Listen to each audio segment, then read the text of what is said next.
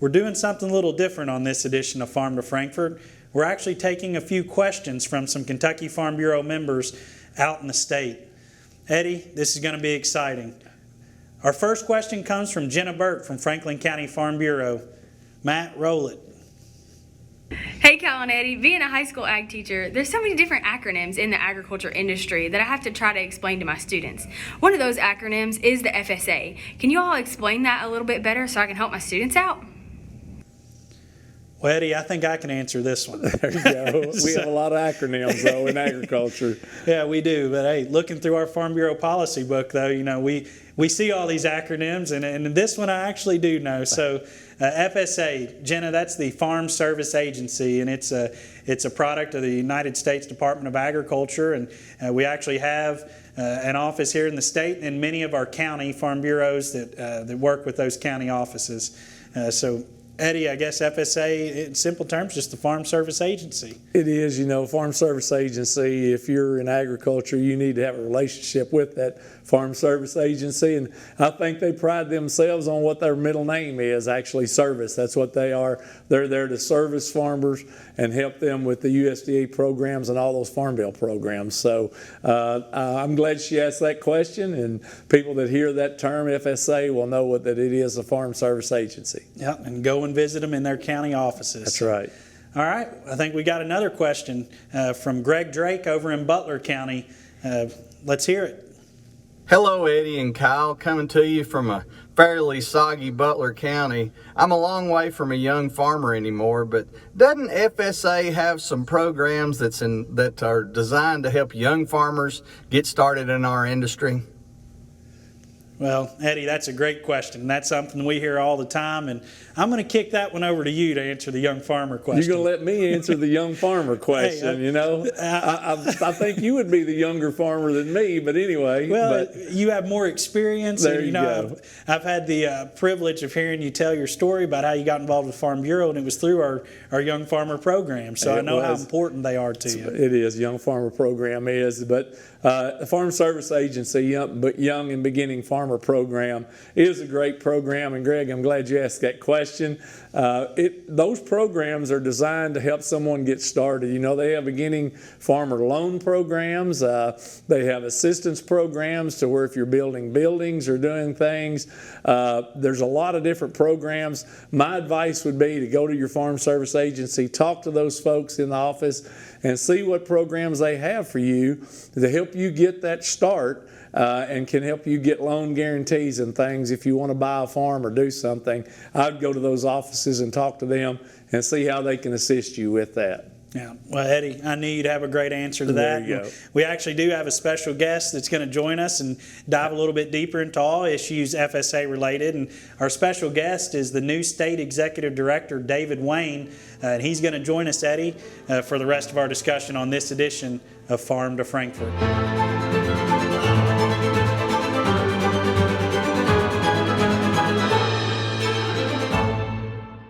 David, it's good to have you with us today. Thank you for coming in.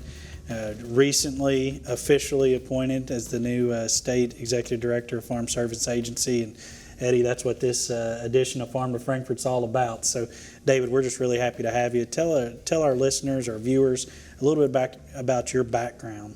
Sure. So official as of May 5th. I just want to say, first off, Eddie and Kyle, thanks for having me here. It's a great opportunity to get to talk about some of our FSA programs, how I came to this position, and hopefully the things that I can bring to the table to benefit farmers in Kentucky. But just a little bit about myself. I'm an ordinary farm boy from central Kentucky. I grew up on a beef, cattle, and tobacco farm in Taylor County, Kentucky. Still farm on the family farm with my dad and brother.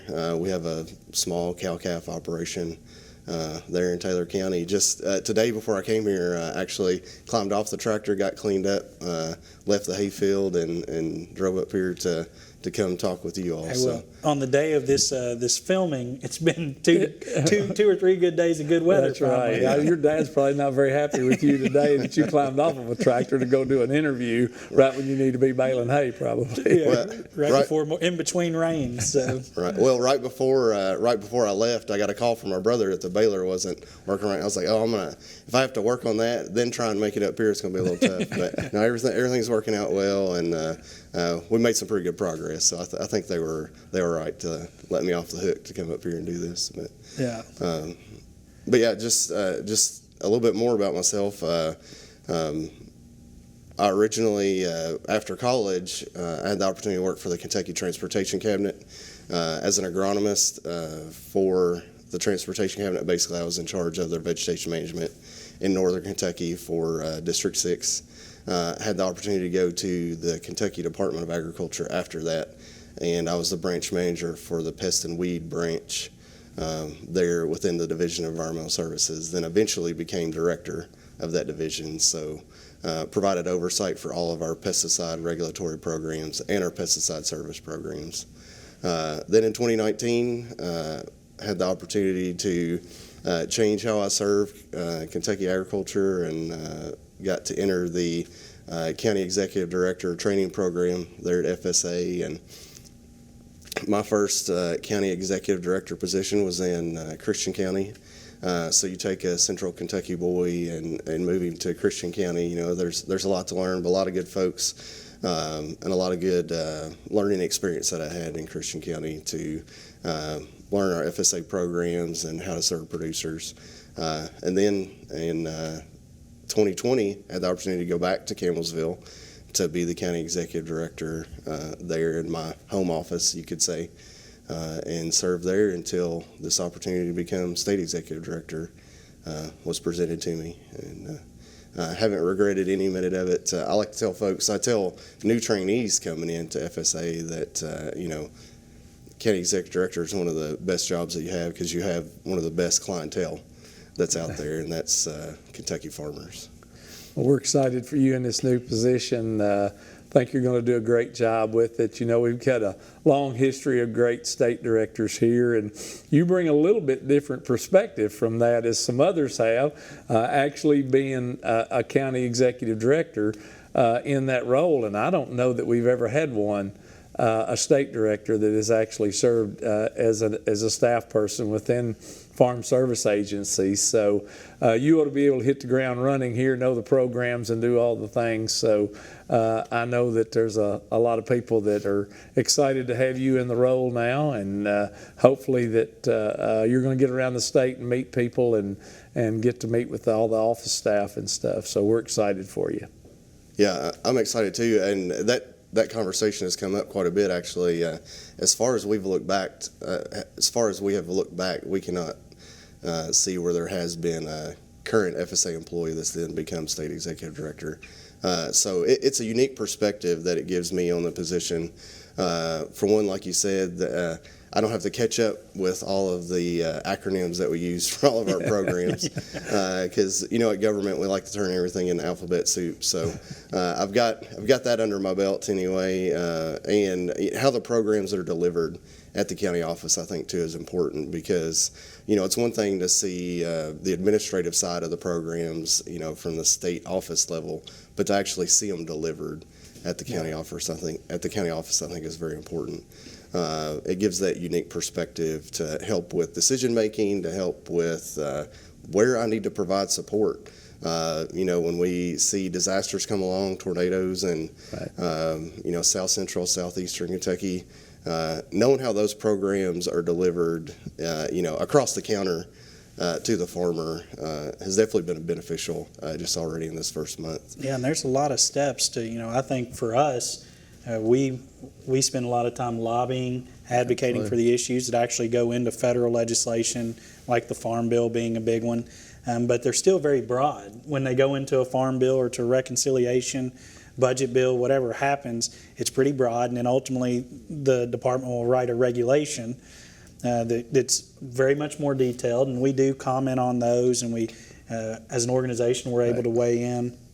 But then ultimately, there's a third step that most people probably don't know about, which is the employee handbook that's probably this thick, I think, that goes down to those county offices and I guess ultimately through the state office and then down to the county offices on how those programs should actually be implemented and how they're implemented. And I do think it is a very interesting perspective that you've seen that, lived that, and understand what all does go into it to ultimately getting these programs out to the farmers. Yeah, one other benefit I think too is just the knowledge of the program. When I do get an opportunity to go out and do outreach or speak at meetings, it helps me relate to not only my staff but the producers that are out there. Being a farmer myself, like understanding how a producer would come in and ask about certain programs or ask to apply for programs. Provides that unique perspective too. But I'm really looking forward to the opportunity to use that knowledge in a way that can make Kentucky FSA the most efficient and effective that it can be to delivering our programs to Kentucky farmers. You mentioned some natural disasters a little bit ago, and South Central Kentucky is, Eddie, I guess the most recent, but we've also seen flooding. We've seen tornadoes in other areas of the state, unfortunately, this year.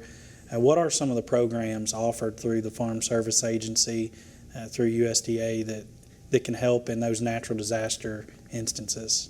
Sure. So our biggest program for any type of disaster would be our Emergency Conservation Program, ECP, as we call it. So that program's main function is to restore ag land into production. So we don't necessarily pay to restore buildings, structures, infrastructure, that sort of thing, but we are providing assistance on the cleanup efforts to restore it to production. So our floods in central and western Kentucky, and then the tornadoes in south central Kentucky, we can provide assistance to offset some of the cost on that cleanup effort that the producers have so that they can get back to production, whether it's pasture, cropland, hayland. We're here to get that back up and going for the producers. So that's our main program. So before I came here, I actually did a little count on how many counties currently are trying to implement ECP. So we're up to 16 counties in the state that are actively implementing ECP in their county, and that's astonishing to me. The tornado that we had back in 21 was devastating for sure, but I don't think we reached 16 counties even with that. So amongst the floods and the severe storms and the tornadoes, we have a lot on our shoulders right now to help the producers in these cleanup efforts. But our staff is I'll take a term from our current administration. We're laser focused on getting those funds out. So we've worked to streamline some of our processes to get the initial request to implement the programs. We've really tried to expedite those processes so that there's less of a delay in that assistance going to producers. I think sometimes we as farmers probably don't go into Farm Service Agency or talk to them about things that are out there that we can do. And I think it's always important for us as farmers to actually stay in communication with Farm Service Agency.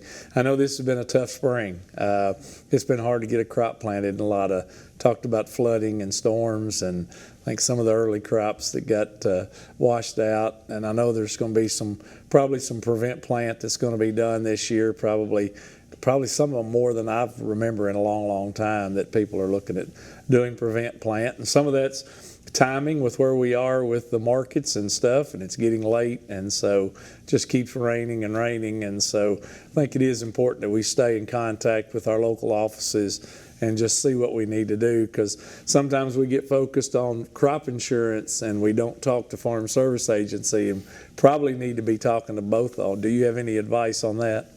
Sure. So, Farm Service Agency, our middle name is Service. I like to tell producers, especially new producers or young producers, that if you're doing anything ag-related on your land, FSA has something for you. It may not be an immediate payment that is issued or immediate assistance, but eventually we'll have something that can help protect your investment or help you increase the financial viability of your operation. So my advice is that if you're in any type of ag production, to go in and have that initial conversation with the Farm Service Agency Service Center in your local community to say, and you can really start the conversation with, what do y'all have for me? Because that's how I like to start, because I like to get out our fact sheets and say, this is exactly what we've got to work for you. If you're a livestock producer, these are not only programs for your livestock, but programs for your forage, for your hay storage. If you're a crop producer, we have crop reporting. We also have some specialty crop programs as well. So pretty much if there's any type of ag production happening in your operation, FSA has something for you. And the best way to start that is, as soon as you decide on some type of production you're going to do, or if you're already in it, go in and talk to the FSA office and say, this is what I've got. What do you all have for me? Yeah, and it's important to make those reports because a lot of times you all are probably in communication with those independent crop insurance agencies as well. I'm sure a lot of those reports that they have and your all's probably align or work together. Or right. Good old 578, you got to have those in place that way. Yeah. In many instances, like you were saying, we actually data check across the two agencies. Right.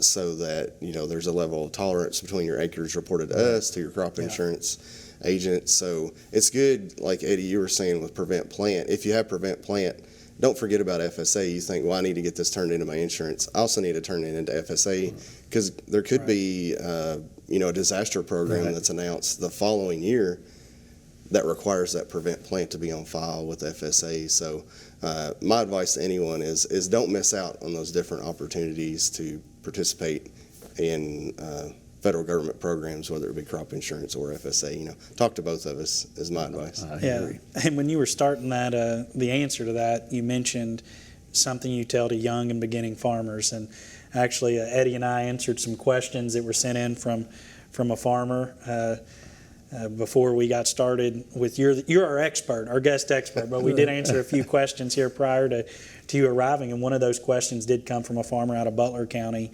asking about young and beginning farmer programs. Can you talk a little bit about those programs that are specific for those new and beginning farmers, maybe minority farmers as well?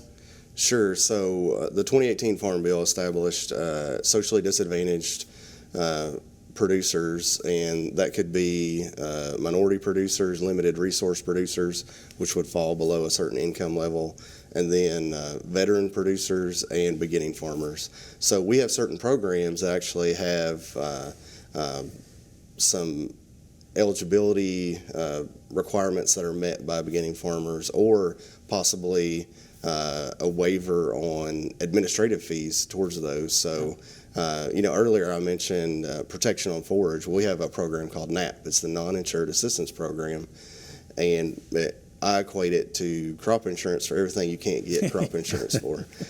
So on your forage crops, a beginning farmer could sign up for NAP coverage on their forage crops, essentially at no charge. Because the administrative fee is waived for beginning farmers. So that's just one aspect of something on our farm program side.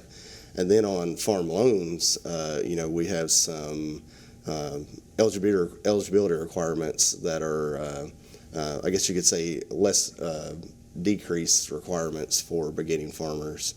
Someone that's looking to start a farming operation, or maybe they have a small one and they're looking to increase if they're under a 10-year window as a beginning farmer. But several opportunities for beginning farmers, but opportunities for everyone. So whether you've been in it for years and several generations, or you're just getting started, FSA, we have something for you. We're here to help.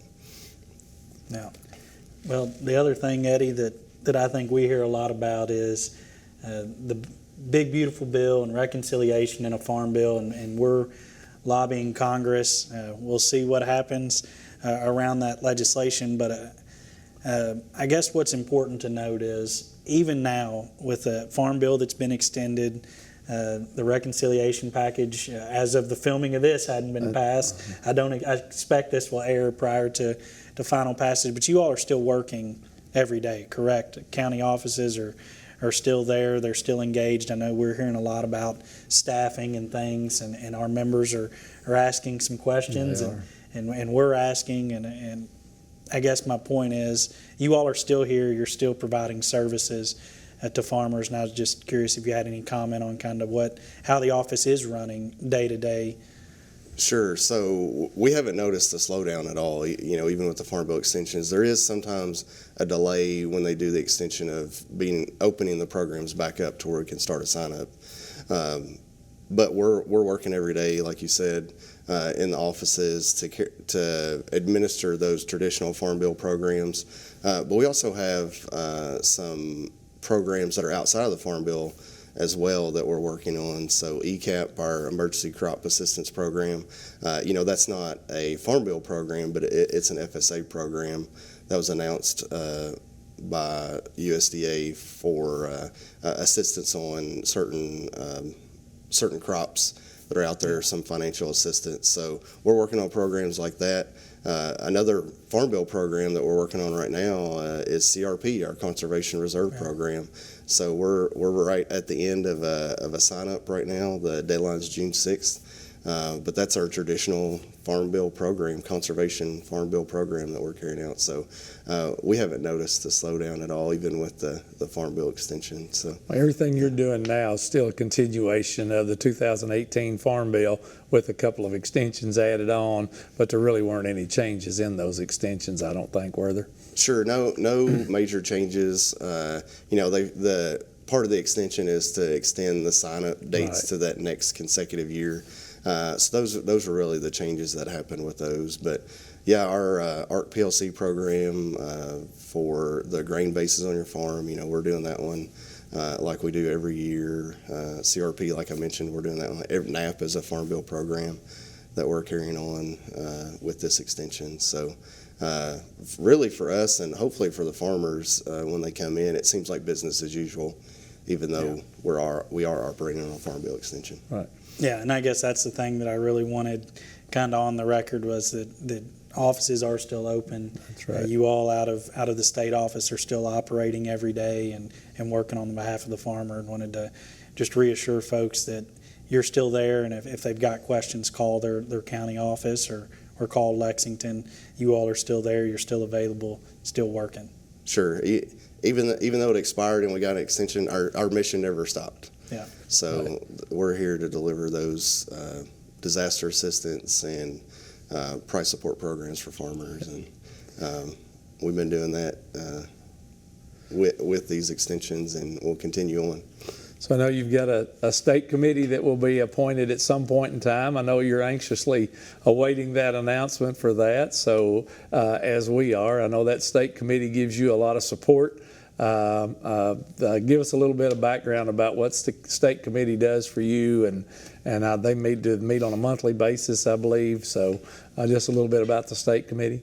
Sure. So FSA is a grassroots organization or agency. At the county levels, we have our county committees, which are farmer elected committee members that they really have the approval authority at the county level. So the state committee is an extension of that. At the state level, they really have the authority for the state to make determinations on our programs, and they act as the supervisory body for the county committees. Now, what it does for me, having that group of ag producers on the state committee, is it gives their local area knowledge, their crop production knowledge or livestock production, whatever part of agriculture they come from, it gives that perspective on that county committee, because or on that state committee, I'm just one person, so it's good to have multiple viewpoints to make the correct determination on an approval for someone out in the counties or an appeal, even if that comes to the state committee. It's good to have that group of folks there that can come together and make a decision rather than one person that has one particular viewpoint. Agriculture's one big family with a lot of different views and ways to do things. So when we can all come together and make a decision, that's the best thing, and that's what the state committee does, for sure. Yeah, so I'm looking forward to getting that piece of the leadership in place there for the state, and like I say, that way we can really get moving and hit the ground running full speed. Yeah. So what's any kind of like next steps here in Kentucky? It's, you mentioned hit the ground running full speed, but you all have not missed a beat. Is there any other thing we're kind of waiting on, or you're in place, you're geared up, ready to go? Well, one of my main focus is to build a relationship between our state office staff and our county office staff. We have 64 service centers across the state, with 16 of those having farm loan teams. My goal is to visit all of those and have meaningful conversations with the employees and figure out those pieces where we can continue to make improvements to our agency. Secretary Rollins has a big push to be the most effective and efficient USDA that we can be under this administration, and I'm part of this administration to help them do that. That's my goal, because the more efficient and effective we are, that means the better service we're providing to ag producers in the state. The quicker we can get assistance out the door, maybe get some of the farmers that we've been missing. It's hard to reach every farmer just because communication is difficult these days. You all see that even with the Farm Bureau Federation, but hopefully with increasing our efficiencies, my presence there, knowing how the programs are delivered at the county office level, we can reach some of those unreached folks and push that service up to the next level for the producers. Yeah, well, and I know we'll keep you busy, or keep your staff busy here in the next about 3 months, I guess, Eddie. We start our advisory committee meetings, and I know we've got over 24 of those, and I'm not sure how many you or your staff members serve on, but it's probably a lot of them. A lot of them. But we do appreciate them Absolutely. and your staff taking time to come in and actually talk about programs as they're talking about issues. That you may be able to educate them on something, and vice versa. They may educate you on some things, kind of the way it is. So it's always good, and I do appreciate that y'all are willing to come and serve on those. And I know you can't make every one of them, but usually the staff people can come that are relevant to that, and we do appreciate that relationship that we've had with the state always. Sure, yeah, and I want to make as many of those as I can, because I know how important it is to have all the knowledge that we can have present at the table when those conversations are happening. So I'll try to make as many as I can. Like you said, it's hard to make all of them, but I was telling some staff at the state office that, on my calendar, I've got things, kind of categorized, and I've got green with something that is a meeting that I plan to attend. Is green's that color, and I've got a lot of green on my calendar right now. So, but that's a good thing. That's what I'm here for. I think I mentioned it earlier that ag is one big family. With the difficult times that the ag community has right now, with prices and disasters and just sometimes even societal pressures, it feel like everybody's working against us. We all need to come together as ag leaders in the state to push and advocate for agriculture. So I think it's great, the work that we get to do together for ag in the state. So Well, I feel really comfortable with you at the helm here in Kentucky and taking over as state director, and I'm excited for you and where we head. So appreciate you being with us today. Yeah, absolutely. Any last words of advice that you have for our membership, or that you want to leave the viewers with? Sure. I think some of my last words would be I know government programs seem daunting because we have our full list of acronyms and form numbers, but FSA is here to help you navigate those waters. So please take time to stop by the office and see what we have, because we want to provide that assistance. We want to help secure the financial viability of your operation. That's what our role is. That's why our middle name is service. So that would be my last thought, is just don't rule us out because we're government. We are, as they say, we are here to help. Yeah. Well, David, we appreciate your time today. I guess you're about a month into the job at this point, but we're really excited to work with you and appreciate your work ethic. And we like seeing all that green on your calendar too, because our members really love to see, they love to see your agency folks out there, especially you, any of your staff. So thank you for what you do. Sure. Well, thank you all for having me. It's been a pleasure.